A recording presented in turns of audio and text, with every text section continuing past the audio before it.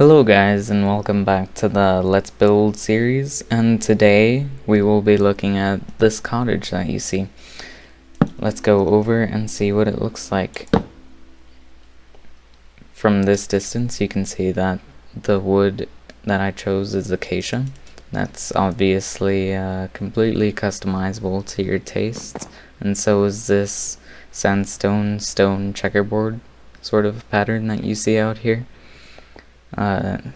The fence that you see is made out of stone bricks and stone bricks slabs here on top, and so is this little walkway. And inside it's a sort of small-ish space, not too much, and you have all of your necessities here: the crafting table, furnace, and a chest. And down here is a basement slash bedroom sort of combination with a bed and an ender chest. So I like this build a lot because it's completely customizable. I could switch this out for cobblestone or normal stone slabs and it would look just as good. And also the wood type changes how it looks like a lot, and I'll be including a graphic of that at the end of the video as always, so just stay tuned for that. Now this building, you could expand it outwards so that you have a little bit more room inside, but what you want to do is make sure that this width is an odd number. It's currently 7 right now, and you want to make sure that the length is an even number. The even number allows you to have this double door, and the odd number allows you to have the stairs meet in the middle of the roof. Okay guys, and now moving on to the building part, we are going to be digging this little basement that you see here. I've already dug it out. And what you want to do to find the dimensions of your basement is to get the dimensions of your house and subtract 2 from that number. So here is a 10 by 1, 2, 3, 4, 5, 6, 7, 8. A 10 by 8 house. So this should be a 8 by 6 basement, yeah. So in each of these 4 corners, you're going to want to put 4 of the logs of the wood choice that you chose, and you're going to want to frame the outline.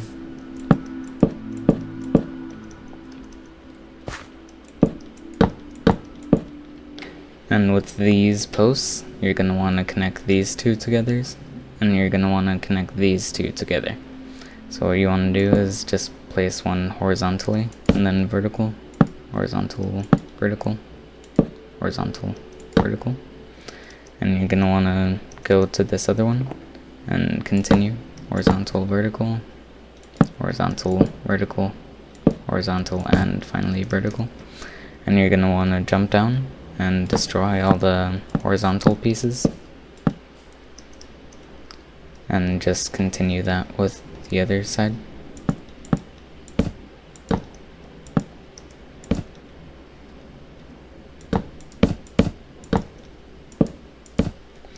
And just destroy the horizontal pieces. So this is the frame of your house. Let's just light this up a little bit. So this is the frame of your house. You're going to be connecting these 2 posts with some planks of the wood, and just like this. And you're also going to be connecting these 2. 1, 2, 3, 1, 2, 3. And you're going to leave a 2 block wide entrance here. That's where you're going to put your double door. And you're going to want to connect these all the way around. And you're going to want to build a floor out of planks here. And you're going to want to leave one of the blocks in the corner empty, that way you can put a ladder later. This house will keep all of your valuables, and depending on your playstyle, my playstyle is more subterranean, so I don't need a big house. But if you do find yourself needing a larger house, then just adjust and it should look just fine. And in these walls, I like to put a little glass piece here and here as well. And on these walls, I put a 2x2 glass insert here. And I'll just outline this for you.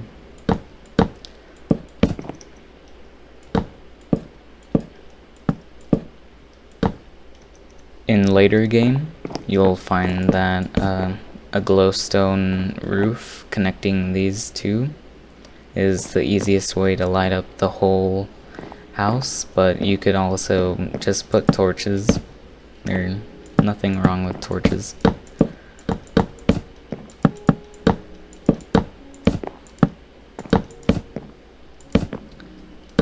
So here's your 2x2 on both sides, and here is where I like to put the biggest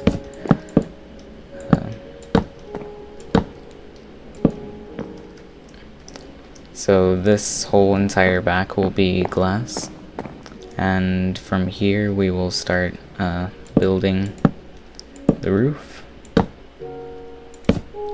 And you're going to want to connect these two to where the door will fit.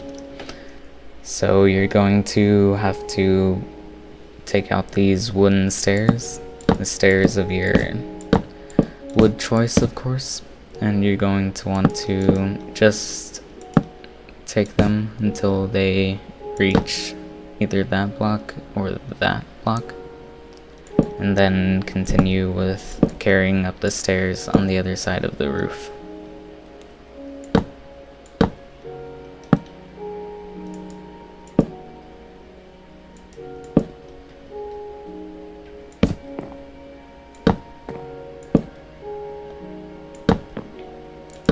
Now here would be where you place your glowstone.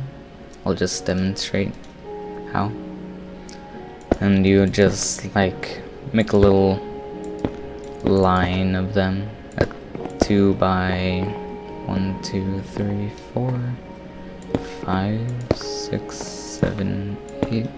A 2 by 8 rectangle made out of this glowstone.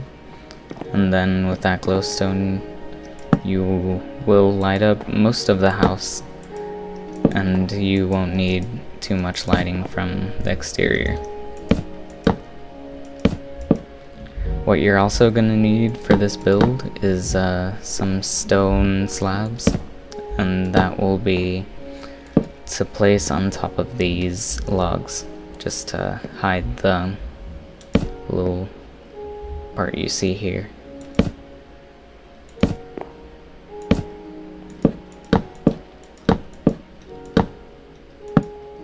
And with this, you're gonna want to connect the two sides together, and it should form a nice little block sort of illusion, but it's actually 2 stairs. And I'll show you what the stone slabs are like.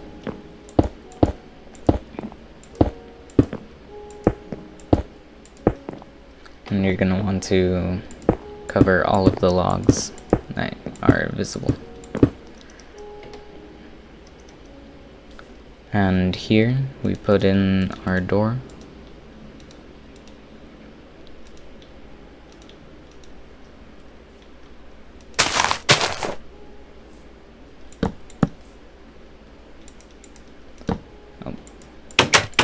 And your house is pretty much done. It's entirely safe, and no mobs will be creeping up on you if you keep the door closed, and if you have these glass inserts placed.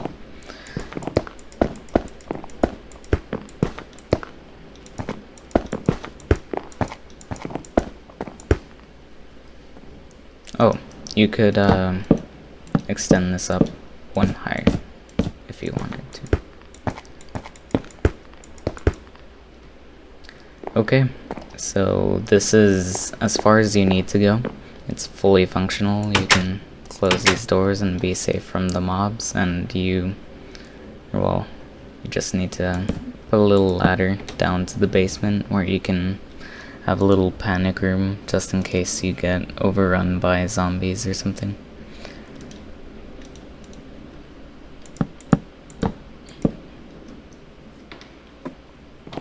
Okay, so we are done, and in the next segment I'll be showing you some decorating tips. Okay, to decorate this house, I often put a little flower pot here, and with the new allium it looks really nice. And I've already put in the furnace crafting table and chest. You could also put a anvil here if you wanted to. It's not necessary.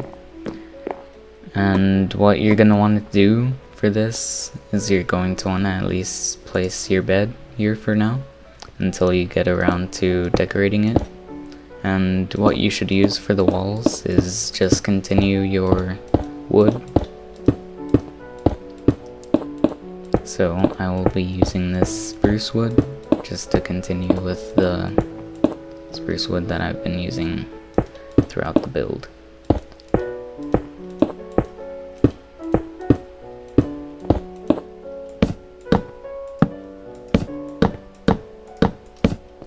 And down here, I like to make the floor out of the little sign and carpet trick, where it looks like the sign is poking through the carpet, which makes a nice little pattern in the floor, and it looks good. And I'll be demonstrating how to do that shortly. Okay, for this trick, you're going to be needing signs, and you're going to be needing either 2 or 1 colors of carpet. And what you're going to want to do is place a sign so that it's diagonal, and then you're going to want to place a sign next to it that is the opposing diagonal direction, and you're going to want to continue that throughout the whole floor. Okay, so this is the pattern that I chose. You could use your own pattern and it'll look just as fine. So what I'm going to do is I'm going to stagger this black carpet, and keep in mind that if you want to continue the pattern all the way around except for under your bed or other things, then you're going to have to destroy that ladder or it messes with the whole thing.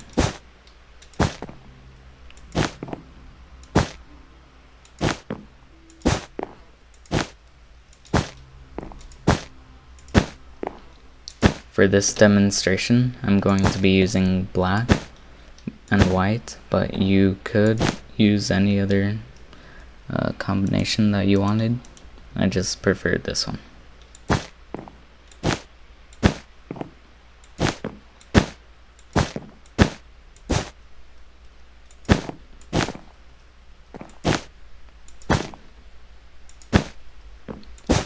Under the bed, you're going to want to continue the pattern, but just with solid blocks of wood. Wool. Solid blocks of wool.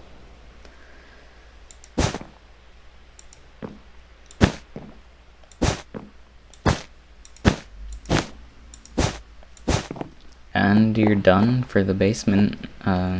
Not really anything too fancy down here, just a little decoration and we're fine. For this top floor, I also put paintings and item frames and things that catch my attention.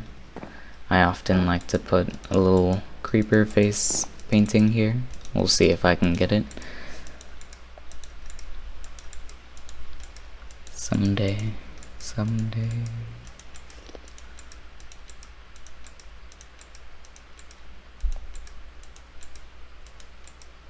Well, you get what I'm trying to say.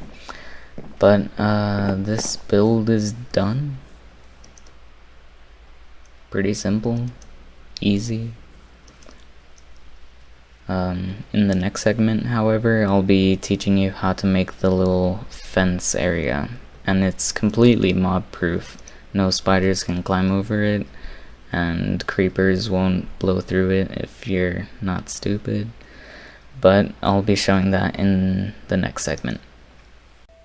Okay, for the outside patio, I often allow myself more breathing space, about 3 blocks or so. But for the sake of keeping the video concise, I will be just making it 2 wide. So you're going to want to select 2 materials, and you're going to want to checkerboard them like this. I chose normal stone and sandstone. They seem to go well together, so I often choose that. But you could choose whatever you want. It's all up to you.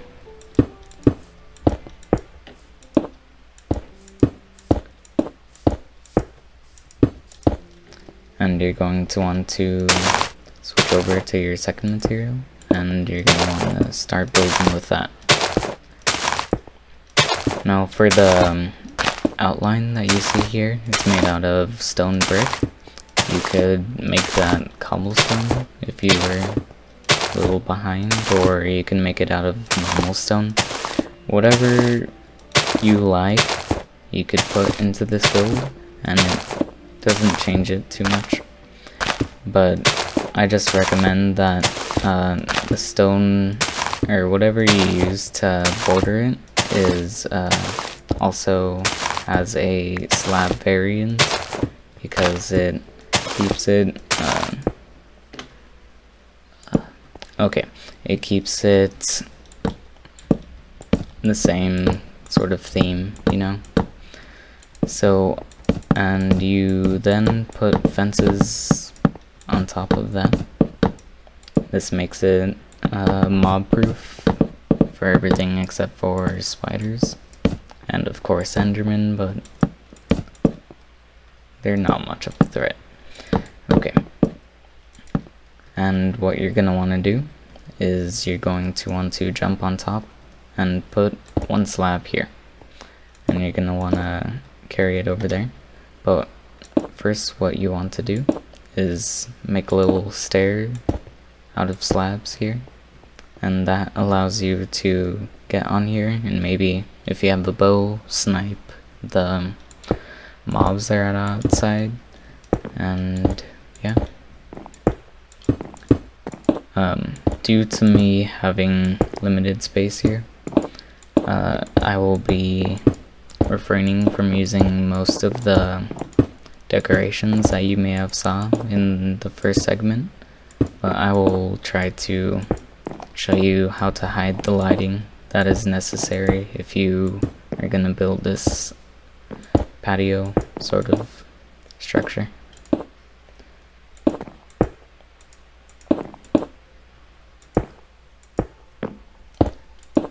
And you're going to want to connect these 2 together.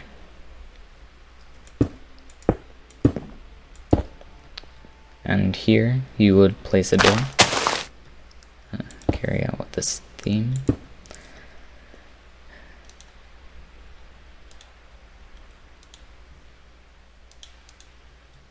And you place a door, and I often put slabs here just to keep me on track, just in case, I don't know.